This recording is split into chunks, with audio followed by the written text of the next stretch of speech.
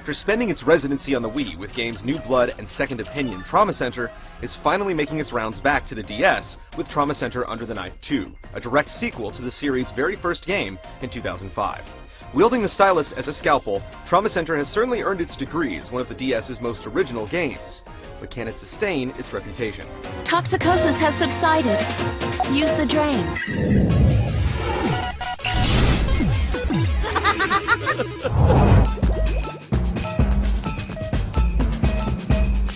Please inject that the sutures are ready. 3 years have passed since medical organization Caduceus last raised arms against the viral guilt epidemic, but the threat is far from over. New symptoms and strains have begun to pop up all over the world, and rumblings of the return of Delphi, the terrorist cell responsible for the man-made virus, have gotten the medical community in a stir.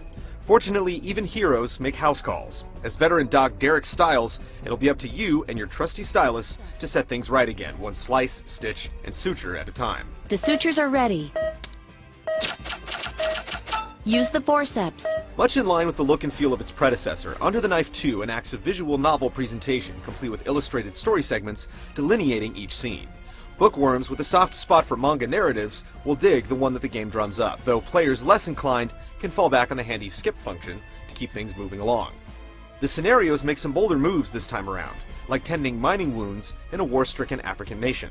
And the characters will make you genuinely feel for them, even more so when it comes time to save their lives on the operating table. For what's normally cast aside as set dressing in other games, Under the Knife 2's story elements stick out as one of its pillars.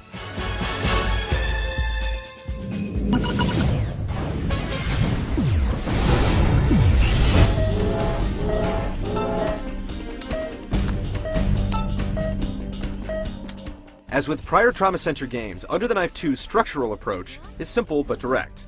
After a bit of surgical prep and the occasional sprinkling of medical melodrama, players dive headfirst into the ER and save some lives. Well, most of the time anyway. As you make your way through the game, things will definitely begin to heat up as operations become increasingly complicated and life-threatening. We recommend taking advantage of the 3 difficulty settings. What? This isn't good. Keeping to its book-like presentation, Under the Knife 2 divvies up its gameplay and story content into chapters that can be revisited at any time. So, if you miss a beat in the dialogue, no worries. You can replay the same scene as you would with a DVD. This feature becomes especially useful for the score-obsessed, as the replay feature also applies to redoing operations for faster completion times. The toxicosis is getting worse. Good, the sedative worked. The overall experience is, unfortunately, still about as linear as it gets, though the addictive quality of one-upping your previous record for that elusive XS ranking still has its charms. With about 7 parts in each of the 7 chapters and a breadth of challenge operations to undergo, Under the Knife 2 has a plump, fleshy exterior for players to pierce through.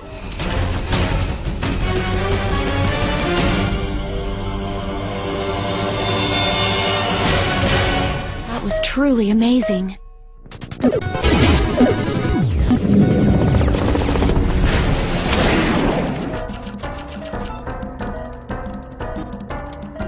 Under the Knife 2 is all about saving lives, and players do just that with a steady hand and a judicious use of the game's many tools.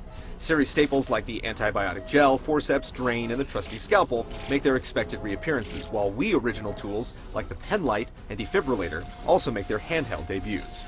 The healing touch returns, a time-slowing maneuver that lets you go max pain all over the creepy crawlies running amok in your patient's body. And though Under the Knife 2 borrows some of the tools from the Wii versions of the game, it also omits the leaderboard functionality found in the console iterations. You can't do that! While speed and accuracy definitely play into the outcome of an operation, there are too many points where trial and error and memorization take precedence over keen motor skills and split-second decision-making. Operations are heavily scripted and easily completed after wading through them several times.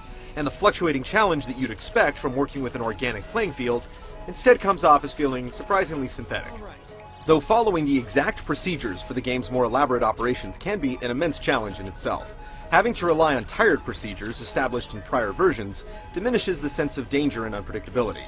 There are only so many times that you can extract tumors, treat skin grafts, and slash the living daylights out of guilt virus strains without wondering what else you can do with your PhD. Chiral reaction is weakening.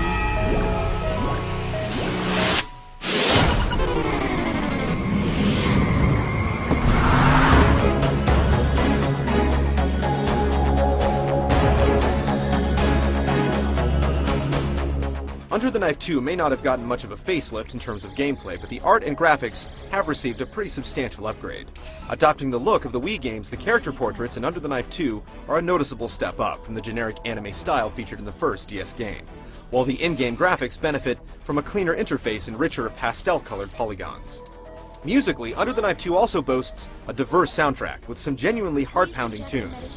From somber post-op numbers to rousing operating themes, the soundtrack pairs well with the game's manga-themed presentation and hectic operations.